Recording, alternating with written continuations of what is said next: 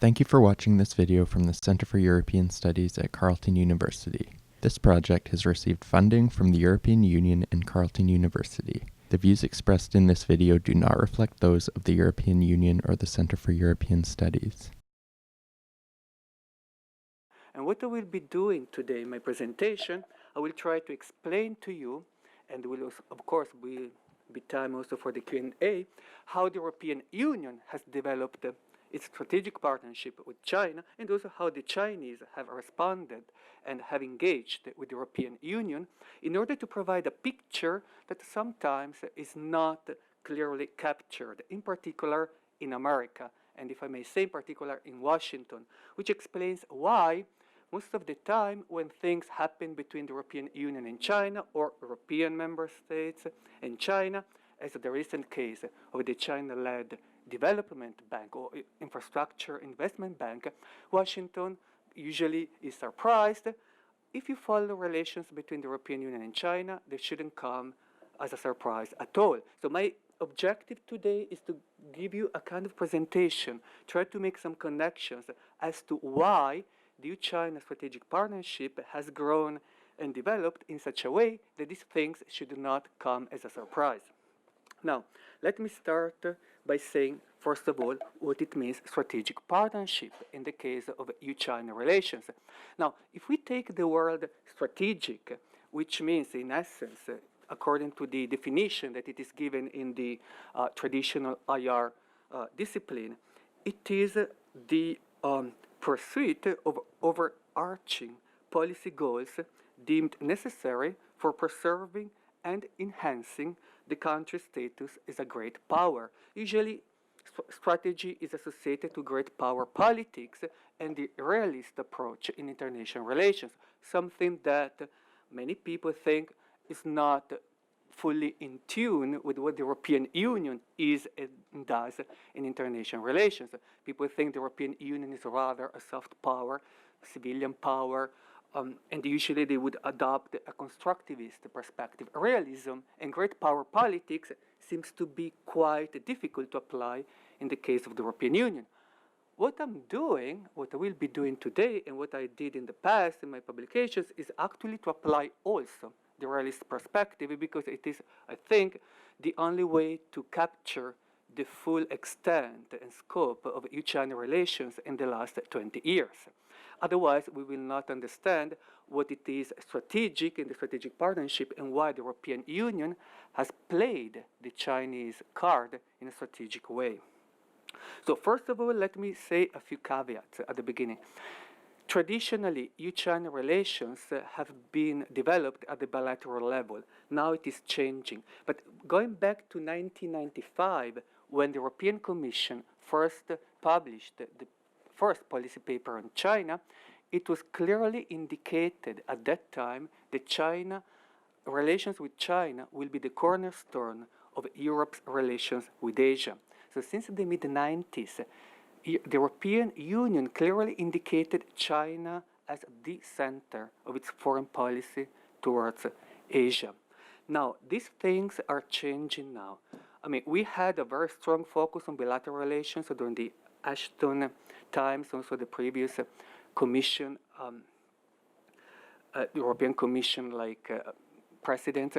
I think now, in particular, after Federica Mogherini gave the speech in front of the Parliament on 6th October 2014, saying that the relations with Asia will be balanced, I think that at the EU level, in Brussels, we will see a turning point, some more attention to develop relations with Asia in a more balanced way between Brussels and Asia. What would be interesting, however, is that I believe at the level of member states, China will continue to be the focus of their Asia policy. And this is in particular with big member states like Germany, France, the UK, but even mine, Italy. So this, I think, will be now and for the next years how the strategic partnership with China will be developed within the EU. More balanced approach from Brussels towards Asia, but still a focus on China when it comes to individual member states relations. That's what I wanted to say to you, because now when we enter into the development and explanation of the strategic partnership, we always have to take into consideration, everybody who works in the European Union, the particular institutional setting of the European Union. You have the EU level and the member states. And all the time it is the interaction between the two levels which makes actually, in reality, any partnership, any strategic partnership with any country in the world. Now, let's get into the heart of the presentation, strategic partnership. Now, I mentioned at the beginning the definition of strategic as the pursuit of overarching policy goals in order to preserve and enhance the country's status as a great power, because, and this I'll give you in a nutshell, my argument, the European Union, through the strategic partnership with China, has achieved the three following results in order to preserve and enhance the status, the international status of the EU. First of all, promotion of economic interest, trade. As we know, China is the second largest trading partner for the EU. The EU is the first, the most important trading partner for China. But it's not only trade and economics. The second point is the promotion of Europe's space and defense interests in China. And again, this comes from the restructuring of the space and defense sector in Europe, which has gone on since the early 90s. And China has become one of the most important markets for space and defense interests of the European Union and its member states. And the third is monetary interest, the promotion of the euro. Again, this is again a long-term strategic interest of the EU, I should better say the Eurozone, but then bear with me, we know that not all the member states of the European Union belong to the Eurozone, but the Eurozone comprises some of the most important member states. So also the promotion of monetary interest has always been there in the development of strategic partnership with China. Now, I will go through all of the three in more detail right now. The strategic partnership was established between the European Union and China in 2003. Ever since, not that much has changed, in particular, if looked from a strategic element. Now, when I say strategic, again, first point, in 2003, it was also a particular international environment when the European Union and China established the strategic partnership.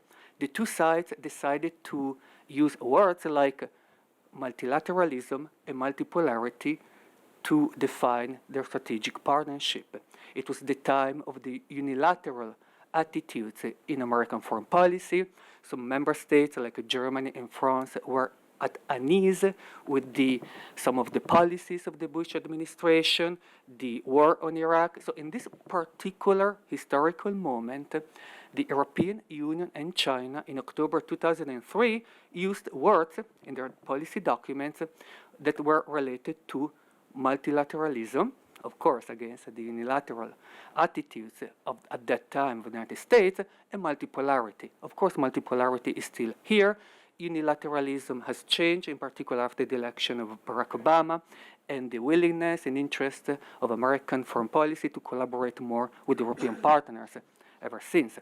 But multipolarity, since 2003, is still one of the defining strategic elements of the strategic partnership. It is still there, it is still in the policy documents. Not as much as in the past, but still especially when the leaders meet. The second part was, which is still important now, as I said before, the promotion of Europe's space and defense interests. And now, usually when we think about the European Union, we think about human rights, rule of law, or maybe soft issues. Yes, they are important, and they're an important part of the relationship with China. I will come to that afterwards. But when it comes to the strategic elements, that was the opportunity for the European Union and its member states to promote their space and defense interests. Again, after the restructuring of this sector in the 90s.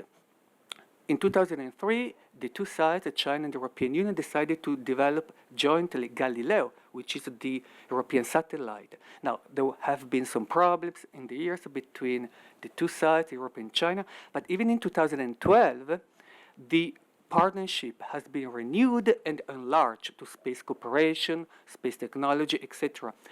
In autumn, I was at the Wilson Center in Washington, D.C., and I was working precisely on these issues.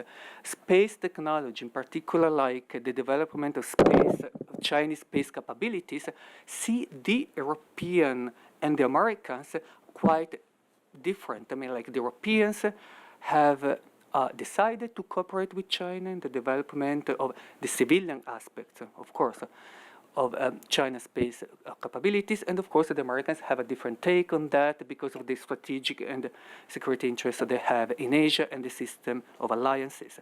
Now, this is like, I believe could be in the future an issue that if it is not dealt with care could become a transatlantic issue. But anyway, back in 2003, cooperation on space technology, Galileo, which is continuing, and also the attempt to promote arms sales, defense interest, which is a very important element, part for some member states.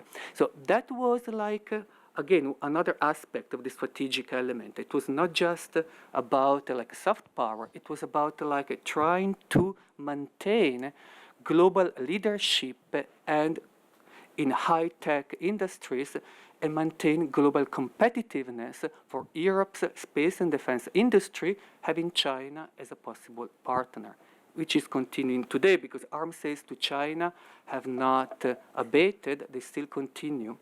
And of course, they are done at the national level. Again, that's like I would call it strategic for the reasons I mentioned before, like the long-term preservation and enhancement of competitiveness in the sectors. The third element, which is still with us today and growing in importance, is the monetary and financial connections. Back in 2003, there was the informal pledge by the People's Bank of China to start relocating their foreign reserves away from the dollar and into the euro. Now, in 2003, the euro was starting to circulate. In 2015 now, I mean, like those are like my guess estimates, which I have published and usually come from interviews that I do when I go to China, and they have actually been confirmed even by sources like the Financial Times. The allocation of Chinese reserves is now 1/3 in euro, and the dollar is around 50, 52, 53%, which is not in line with the international reserves that is published by the IMF. Now, China does not publish the allocation of its foreign reserves. So whatever says the IMF cannot be taken as an official. In fact, the IMF never says what China does in terms of reserves, so they cannot have access to that, and they will never do it for political reasons. Now, this seems to be confirmed by many sources, but anyway, what I'm saying now, the third element of the strategic partnership, and when I say strategic, I use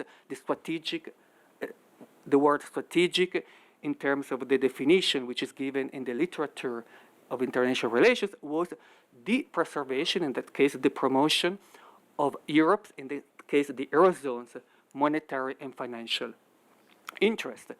And China has been one of the most important buyers of Eurozone assets and Euro-denominated assets. Now, that has become very important in the last years, in particular during the Euro crisis, which will be the part now I want to conclude, because at a certain point there have been some attacks, also speculative attacks, against some of the Eurozone members, as we remember, coming in particular for Anglo-American financial institutions and hedge funds.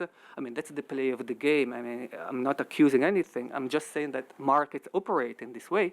But then at that time, China started to buy massively, intervene in financial markets to sustain the Eurozone. Why? Because, again, of one of the three main elements of the strategic partnership, as defined, as I said before, with a realistic approach, a realist approach, which was like the multipolarity idea, the space and defense element, and the monetary element. For China, the survival of the Eurozone and, of course, the common currency is vital to create a multipolar currency order and challenge the dominant position of the dollar. So ever since the creation of the euro, and in particular since 2003, China has relocated not only reserves away from the dollar and into the euro mainly, but also has tried any opportunity to send a political message to Europe that China will support the Eurozone. Now, this has been facilitated by what I call a parallel monetary diplomacy, which has been put in place by some Eurozone governments and the European Financial Stability Facility, which has later become, in 2012, the European Stability Mechanism, to have China buy Eurozone assets at a moment when many other markets, many other countries were not buying Eurozone assets. So that has become, in the last year, the strategic element, the most important strategic element of the strategic partnership. The survival of the Eurozone and China's intervention in financial markets has helped this result.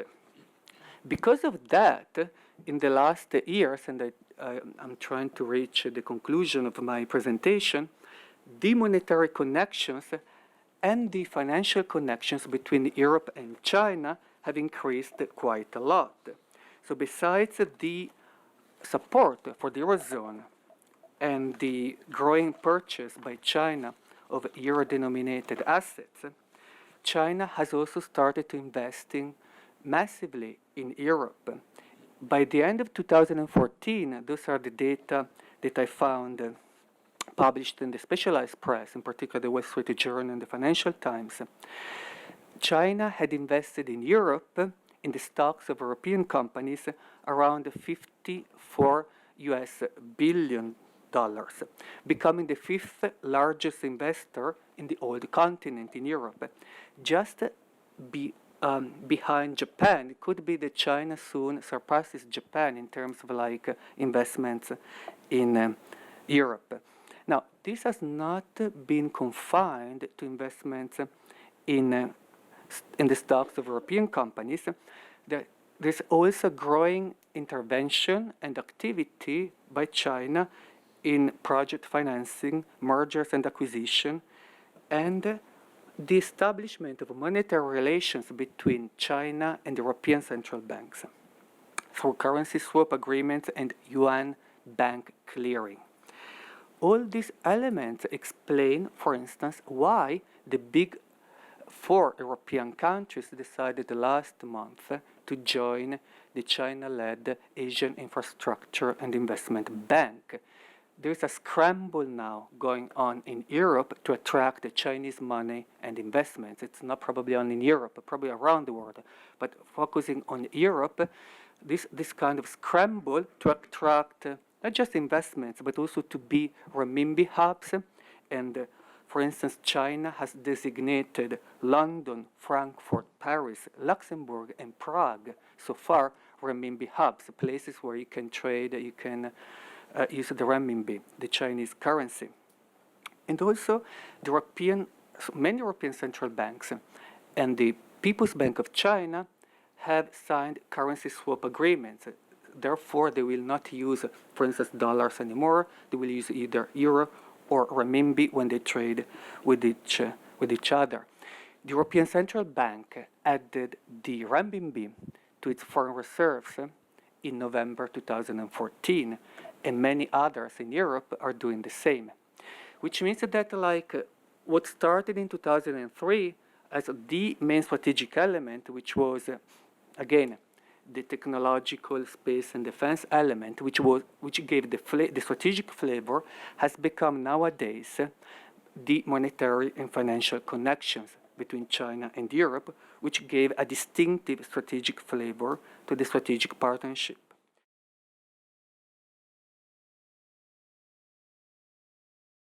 I'll be speaking on EU-Japan relations and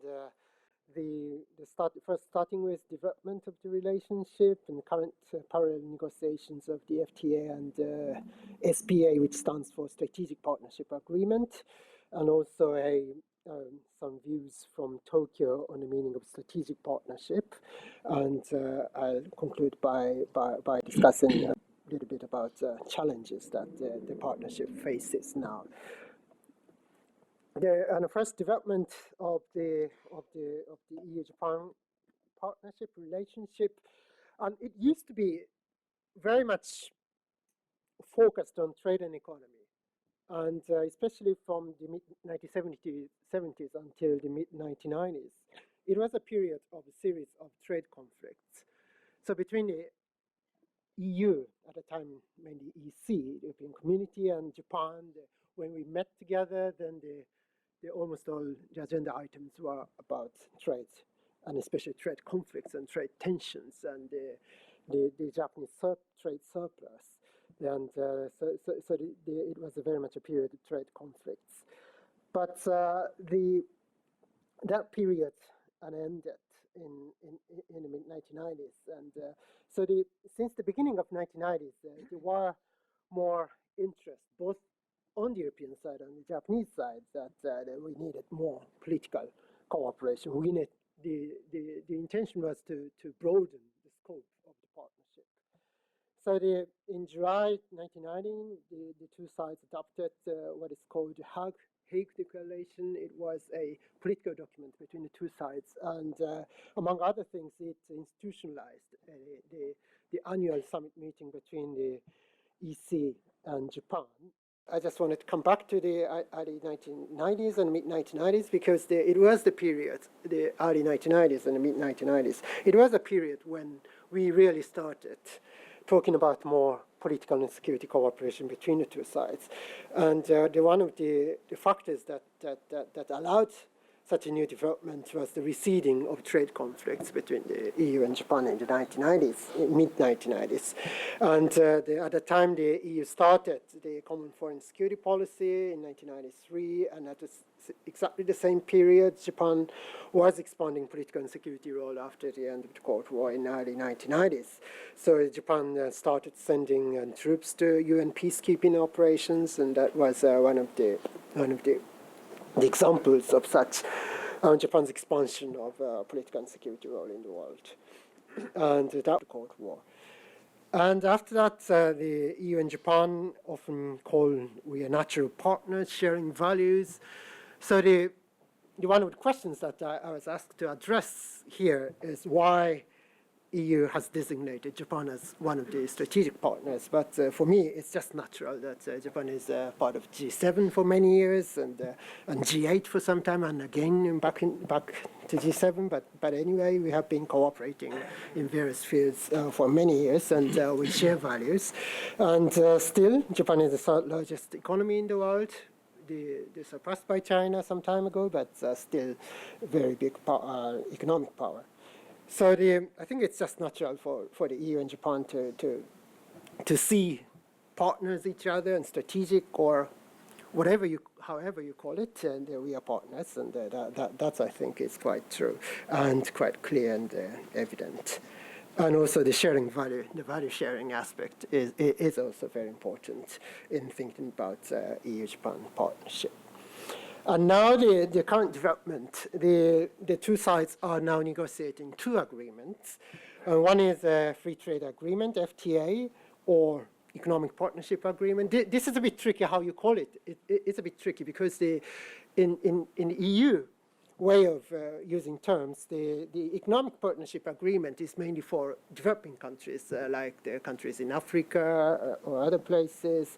But for Japan, the FTA is like more traditional type of FTA things. And as for more advanced, broader FTAs, we use the term EPA. So quite the opposite. But so that's why in the EU-Japan document, like the summit joint press statement from summit meetings, we often use FTA/EPA. So it's a bit tricky, but that's how it is. For Japan, one of the biggest and reasons why Japan got interested in concluding FTA with the EU was the EU South Korea FTA, which which entered into force some time ago. And because of that, the Japanese companies and Japanese exporters are in a disadvantageous position vis-a-vis Korean competitors in the EU market, especially for cars and vehicles and electronic devices. And the EU still has some tariffs for that. And but in the context of the EU-South Korea FTA, the EU is now in the process of abolishing that tariffs, and that is a huge concern for Japanese companies and Japanese business community. So, but Japan is focusing on trade barriers, tariff barriers, and the EU on non-tariff barriers. That's one aspect of that, and that's quite true. But because of the TTIP negotiation between the EU and the United States, and so TPP between the United States and various and partners in the Asia-Pacific region, so the mega FTAs are now being negotiated. So TTIP, TPP, Trans-Pacific Partnership, and EU-Japan FTA. So this EU-Japan FTA has a new meaning, which is really about how and what sort of international norms we can make in this changing world. So that is now a very important aspect of the EPA or FTA negotiations between the two sides. In parallel with that, the Japan and the EU are now negotiating what is called Strategic Partnership Agreement, and this is just a tentative title of what we are negotiating, because in the beginning, the European Union wanted to call it a framework agreement, just like the one the EU signed with South Korea and some other countries, and for Japan, we didn't feel quite comfortable with that term, and so we often used to be using the term political agreement for that, and so it was also a bit tricky and discussions between the two to how we call it. And now the compromise, the tentative compromise, is to call it Strategic Partnership Agreement (SPA), and which sounds quite good. So I like this terminology. But for Japan, to be quite frank, SPA is something like a compensation for the FTA, because we wanted the FTA, and the European Union insisted to have two agreements together as a package. So we said okay for the FTA, for the political agreement, the SPA negotiations, and so we are still wondering why we need this. And what's the merit of concluding this? Because it is a legally binding international treaty. It is going to be a legally binding international treaty between the EU and Japan. But for Japan, the idea of having a legally binding international treaty on political cooperation and other cooperation in other areas, that's quite unusual, because the only one legally binding treaty that Japan has in political field is the US-Japan Security Treaty. And other than that, we do various political cooperation and security cooperation and various cooperation with other countries, not based on legally binding international treaty, but more based on political agreements or political declaration and political commitment. So I very much believe that it is very much the idea of concluding this sort of formal agreement is very much part of EU's DNA. So because EU has been concluding a huge number of international agreements with various countries, and so that is a Japanese perspective on that. But of course, as long as we do this, we need more a positive set of rationale and the reasons for us to do so. And as I said, now the concluding a political agreement or framework agreement, in addition to FTA or EPA, is now a standard practice for the EU, and for the EU, it is now not just the political consensus, but almost like a legal requirement for the EU to do both as a package for strategic partners, except the United States. That's a bit a tricky point because between the EU and the United States, they only negotiate in TTIP and without any political agreement. So this is something that still some Japanese are wondering. These are pictures and examples of cooperation now, which is going beyond trade and economy and trade and investment. So these are pictures from EU-Japan joint naval exercise in the context of counter-piracy efforts in the Gulf of Aden and off the coast of Somalia. So we did the first joint exercise between the two last October, and just 1 month ago in March this year, we held the second joint exercise also in the context of the counter-piracy in the Gulf of Aden. So what I wanted to emphasize by showing these pictures is that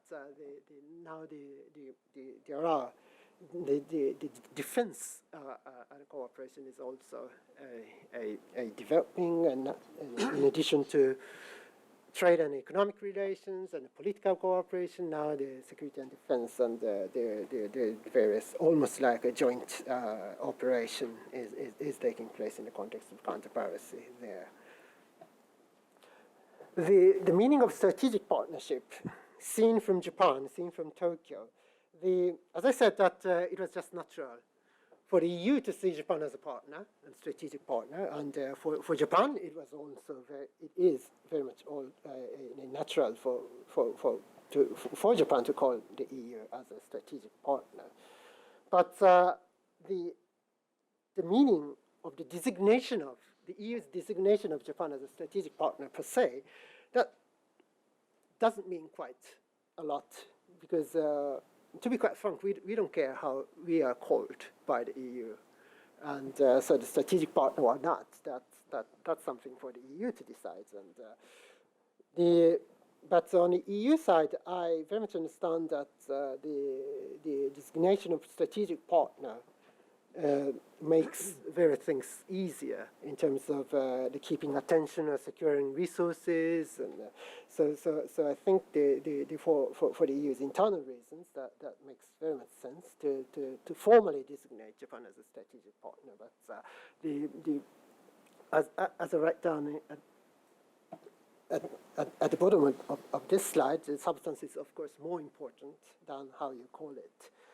And also, the another aspect of the problem of a strategic partner is that for both the EU and Japan, we have increasing number of strategic partners in the world.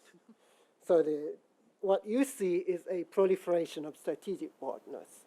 And for Japan, of course, there are various strategic partners now more and more, and including Australia, India, and various Southeast Asian countries, including ASEAN as a whole. And what is special and how the strategic partnership is special is something that we need to ask. And because for the EU, there are 10 strategic partners, but in addition to that, you have 28 countries in the EU, and you have various other kinds of special relationships with applicant countries. For those who want to join the EU, these are very special countries for the EU, and neighborhood, and the North African countries, that's a region as a whole, is very special for the EU. And then series of strategic partners far away from Europe. So almost all major countries are covered. So in that context, how you can still argue that it's very special, that's something that we need to think about in using the term strategic partnership. And finally, let me conclude by discussing a few challenges that I see facing the partnership. One is about institutional. One is like about how and to what extent we should institutionalize the relationship. Now the FTA, SPA negotiations are now going on, And the another thing that the EU has been proposing to Japan is the Framework of Participation Agreement, FPA, which is about the CSDP, the Common Security and Defense Policy. It's about Japan's joining CSDP operations and missions. And that is a framework standing agreement. And this is not very well known, but this is something that the EU is now putting more emphasis in terms of thinking about the institutionalization of the EU-Japan partnership. And also information security agreement. This is about the agreement on the information security of classified information. And so the various the possibilities for the institutionalization of the relationship. And some time ago, I attended a conference in Brussels, and I was quite surprised by the fact that one of the speakers from the EEAS argued that now the FTA, SPA, and framework participation agreements are like a trinity of strategic partnership. But of course, the degree of importance is quite different. So FTA is very important, and the political agreement, of course, but FPA, this is very and tricky, but it is not that major agreement. But the fact that someone from EEAS called it Trinity perhaps indicates that now for the year, the FPA on CSDP operations is becoming more important, but to what extent it is now really accepted by various actors in the EU is something that I'm still wondering. But as for the institutionalization, as I said, there's still a lack of enthusiasm on the EU, on the Japanese side, because making various agreements with the EU is not really part of our DNA, in that part of our standard approach to foreign relations. But this is very much for the EU to always put emphasis on institutionalization of its relations with other countries.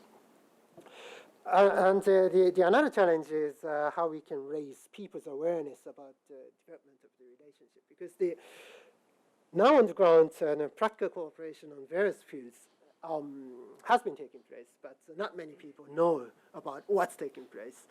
So there's a huge gap between what is actually taking place and what people know. So outside the very, very limited circle of people, circle of officials and experts who are working on this relationship on a daily basis, there aren't many people who know what's taking place between the EU and Japan. So this lack of knowledge. The problem is that this lack of knowledge often leads to skepticism on the potential and the prospect of the relationship. So that's why I very much emphasize this point, the importance of raising people's awareness about what's taking place. And finally, from Tokyo's perspective, from Japan's perspective, how we can ensure synergies between EU-Japan relations, NATO-Japan, and bilateral relations between Japan and the individual European countries. So on the European side, there are various partners, and for Japan. So there are, of course, obviously various things that we need to talk to the EU as such, like trade. It's the EU has exclusive competence on trade, and that's why we talk to the EU for FTA, but as for other areas, and even if we want to cooperate with the EU, something cannot be done between the EU and Japan. So that's why we need to talk to individual countries, especially Britain and France and some other countries. And so there are various developments taking place between Europe and Japan, not necessarily the EU and Japan, but not exclusively the EU and Japan. But so how Japan can ensure synergies is something that is quite important for Japan to think about. So thank you very much. That's it.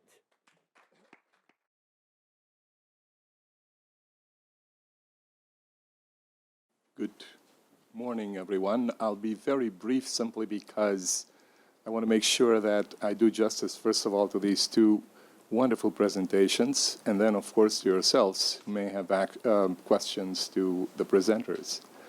And I will be brief in the sense that I will focus on the political/military situation in East Asia or Asia Pacific as we speak, as it has become a tradition that I've been aware of, exposed to for the past 29 years since I came to Carleton, immediately when the area that the presentations deal with today are concerned, trade/economics takes over at the expense of politics and military connotations, which practically as we speak, the 70th anniversary of the end of the Second World War, the Pacific War, is extremely important because, in my view, and I hope to be wrong in the future, to be proven wrong, Asia Pacific, because of China's extreme hegemonism, is the most dangerous section of the world at this point in time. Professor Casarini used the term wedge insofar as the Chinese approach towards EU is concerned. There's no question about that. Taking advantage of the fact that the EU, since its very beginning, its raison d'etre was to make sure that it, to the extent possible, it is a balancing entity to the power of the United States. Nothing wrong about that, but this brings me to multilateralism vis-a-vis multipolarity, which has been at the center of the EU-China relationship in linguistic terms. To deal with that issue, there are 2 points. 1978, when the normalization between Japan and China occurred, China insisted and Japan compromised by allowing the term hegemonism to be anti-hegemonism in the context of those times, anti-Soviet hegemonism being introduced in the preamble to the normalization treaty. Fast forward to today, because of lack of time, nothing else. Let's have a very brief look at what's happening in Asia Pacific. As we speak, a very intense arms race is taking place for only one reason, and that is China's so-called assertiveness. That is a very delicate word for something that amounts to nothing less than aggressive hegemonism. Japan is at the center of a very successful propaganda campaign using history, either falsified or selective, on the part of China, which has attracted a lot of support in the part of the world that should have known better based on history, and that is the EU and the United States. In the sense that tomorrow we're having Prime Minister Modi of India coming for an official visit here. Just see what his statements have been for the past 6 months with regards to the Chinese behavior in the area of Asia Pacific.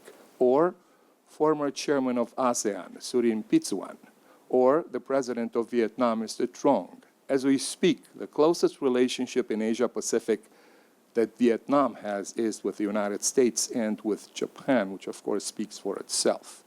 Consider statements by President Aquino of the Philippines. And on the other hand, the very fascinating and absolutely challenging angle, which to me gives us an example of very successful and sophisticated Chinese foreign policy, and that is the method or the way that I refer to as co-optation or bandwagoning.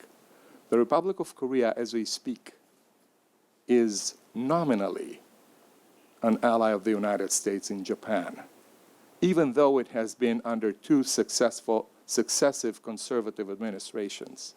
China has been extremely successful in what I consider to be, up to a point, co-optation of Seoul, although if history were the criterion by which post-war relationships were to be assessed, there never would have been a Korean War had it not been for Chinese intervention.